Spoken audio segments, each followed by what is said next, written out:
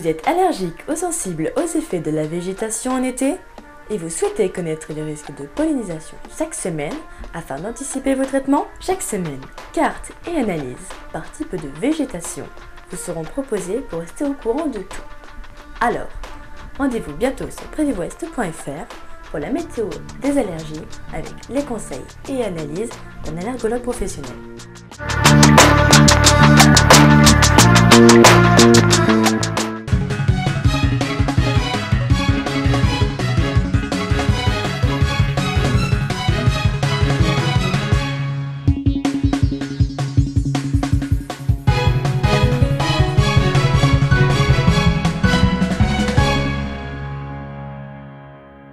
Mercredi 2 juin 2010, une tempête de sable a touché un village chinois ces dernières heures près du désert de Gobi. Nous verrons également qu'un nouveau cyclone nommé Phet s'est formé dans l'océan Indien Nord. Et nous finirons bien sûr comme d'habitude par les températures relevées en cette première journée de juin. La petite ville de Golmud, d'environ 200 000 habitants, située à la frontière avec le désert de Gobi, dans le centre de la Chine, a été frappée par une tempête de sable, du sable directement venu du désert de Gobi et qui a recouvert la ville, réduisant la visibilité à moins de 150 mètres. Tous les habitants sont alors restés calfeutrés chez eux. Les tempêtes de sable se produisent chaque année au printemps dans certaines régions arides du nord et de l'ouest de la Chine. Ces nuages de poussière peuvent même se déplacer vers l'est de la Corée du Sud, le Japon et même sur les côtes occidentales du Canada et des États-Unis lorsque les vents d'ouest-nord-ouest sont assez forts. L'activité cyclonique est en cours dans le nord de l'océan Indien, et après la tempête Laila qui avait touché l'Inde la semaine dernière, c'est un nouveau système tropical qui vient de se former, mais cette fois-ci dans la mer d'Oman.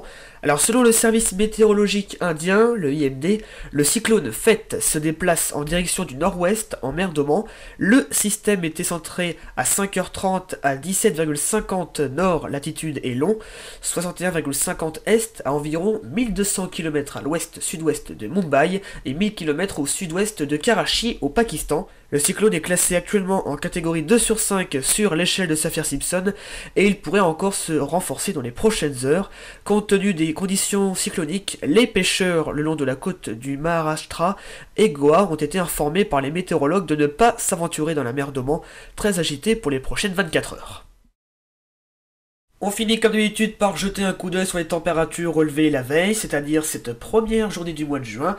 Elles étaient encore assez fraîches, notamment à Dieppe, à plus de 15 degrés. On avait par exemple à peine 16 degrés à Brest, 18 à Rennes, on avait 17 degrés 2 par exemple pour Blois, mais 20 degrés à Nantes et un petit peu plus de 22 degrés à Angoulême. Alors, si vous consultez notre site internet, vous pouvez voir que les températures vont très largement augmenter, notamment pour le week-end. Ça s'annonce très estival. Vous êtes toujours aussi nombreux à nous suivre, d'ailleurs un nouveau record a été battu pour le journal avec près de 500 visionnages en 24 heures, alors merci de votre fidélité.